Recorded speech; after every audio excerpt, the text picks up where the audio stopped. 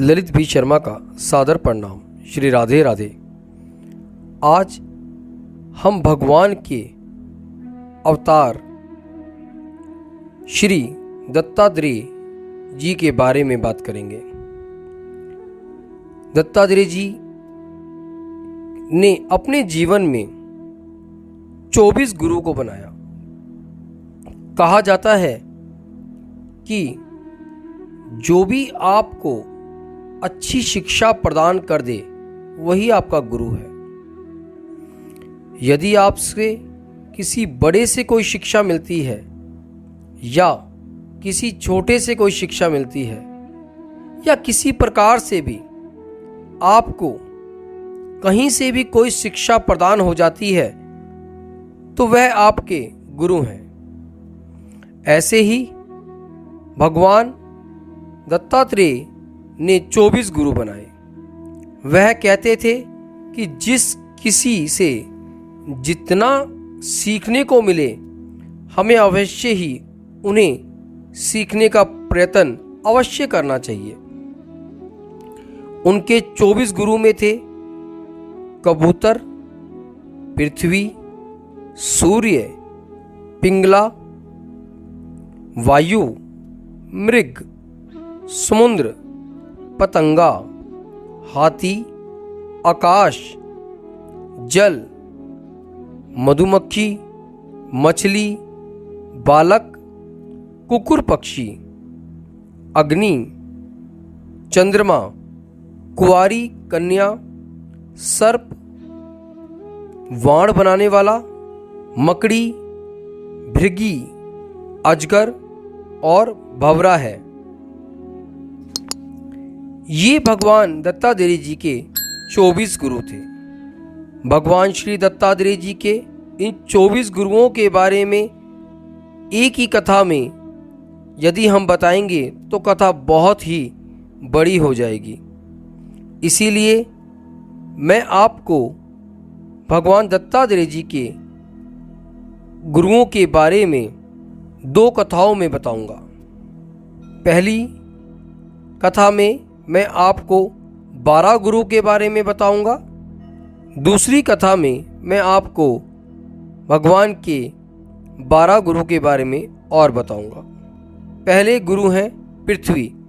पृथ्वी से हम सहनशीलता और परोपकार की भावना सीखते हैं। कई लोग पृथ्वी पर अनेक प्रकार के आघात करते हैं, बहुत खनन करते हैं, लेकिन पृथ्वी माता हर किसी आघात को परोपकार की भावना से सहन करती है।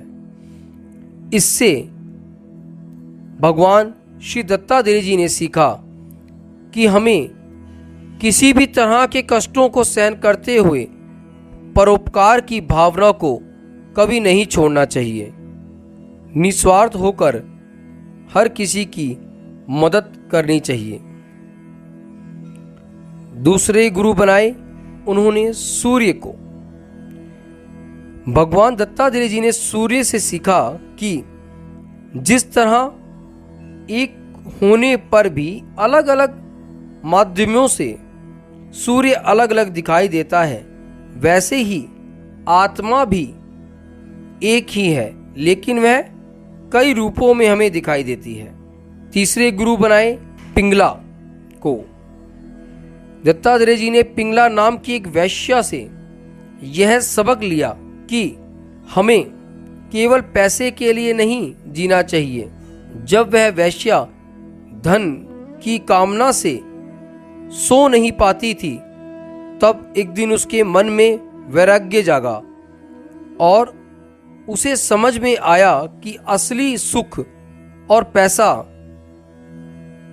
सब कुछ यह नहीं है जो मैं कर रही हूं, बल्कि परमात्मा के ध्यान में है। तब कहीं उसे सुख की नींद आई। उसके बाद अगले गुरु हुए कबूतर। दत्ता भगवान ने यह भी जाना कि जब कबूतर का जोड़ा जाल में फंसे अपने बच्चे को देखकर खुद भी जाल में फंस जाता है तो इससे यह सबक लिया जा सकता है कि किसी से बहुत ज़्यादा स्नेह दुख की वजह बन जाता है। आप किसी से इतना स्नेह मत कीजिए कि वह आपके दुखों के कारण बन जाए। जब वह आपको छोड़ के जाए या आपसे अलग हो जाए तो आप उसके बगैर रह ही ना पाए। ऐसा दुख आपको जीवन भर जीने नहीं देगा।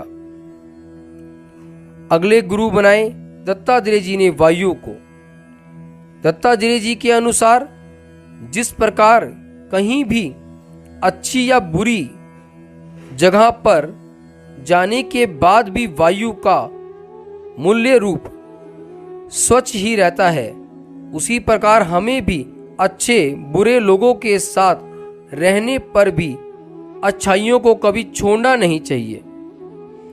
दत्तात्रेय जी कहते हैं कि हम कैसे भी माहौल में रह रहे हैं, कहीं भी रह रहे हैं, पर हमें अपने अच्छे विचार कभी छोड़ने नहीं चाहिए। हरदम अच्छाई का साथ देना चाहिए।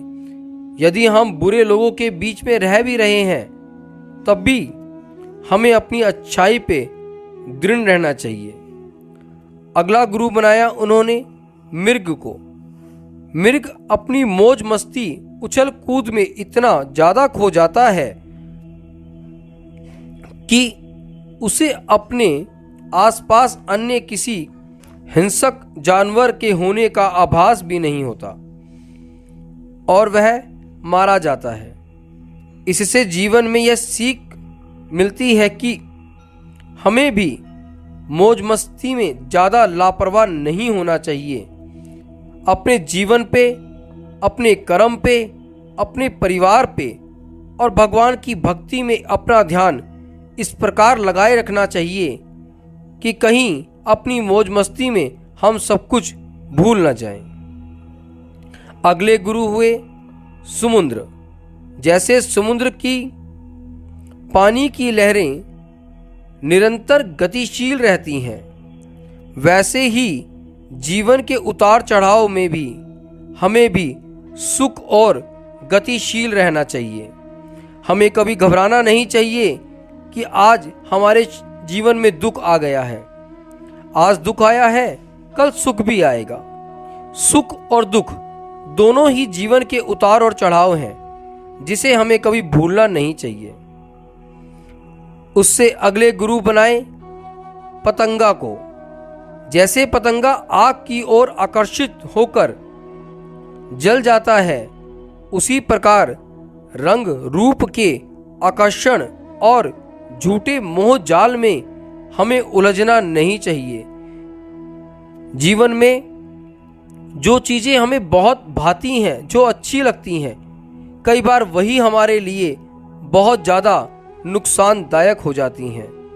इसीलिए हमें इतना आकर्षित नहीं होना चाहिए कि हम पतंगे की तरह आग की तरफ भागें और जल के भस्म हो जाएं। उससे अगले गुरु बनाए हाथी को।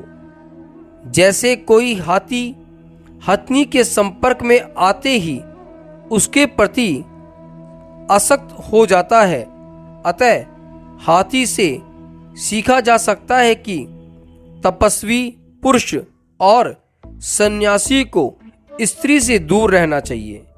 उन्हें कभी भी स्त्री का संग नहीं करना चाहिए, जिससे उनका ध्यान कभी भंग ना हो पाए।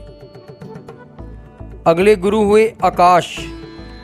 भगवान दत्तात्रेय जी ने आकाश से सीखा कि हर देश, परिस्थिति तथा काल के लगाव से दूर रहना चाहिए।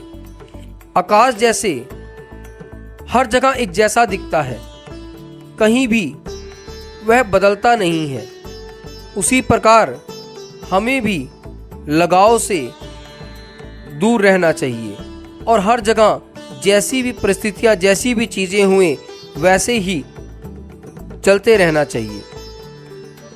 अगले गुरु बने जल। भगवान दत्तात्रेय जी ने जल से सीखा कि हमें सदैव पवित्र रहना चाहिए। चाहे हमें कैसे भी परिस्थितियों में बहना पड़े, कैसे भी समय में जीना पड़े, पर हमें हरदम पवित्र रहकर ही जीवन को जीना चाहिए। उससे अगले गुरु बनाया मधुमक्खी को।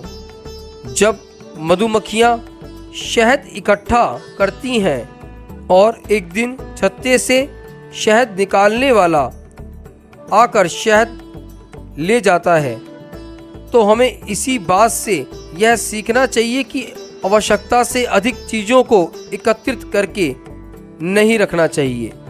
यदि हम बहुत सी चीज़ों को एकत्रित करने की भावनाओं को रखते हैं तो हमें उसमें आसक्ति आ जाती है।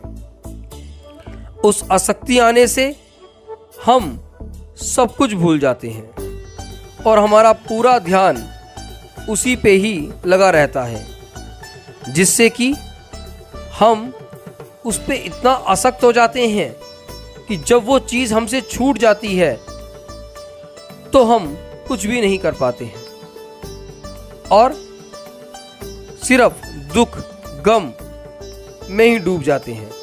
इसीलिए इतना ही अपने पास इकट्ठा कीजिए जितना कि हमें ज़रूरत है। यह थे श्री दत्तात्रेय जी के 12 गुरु, और 12 गुरु के बारे में मैं आपको अगली कथा में बताऊंगा। इन 12 गुरुओं से आपको क्या शिक्षा मिली, कैसी लगी यह कथा मेरी, आपको कमेंट बॉक्स में ज़रूर लिखकर बताइएगा।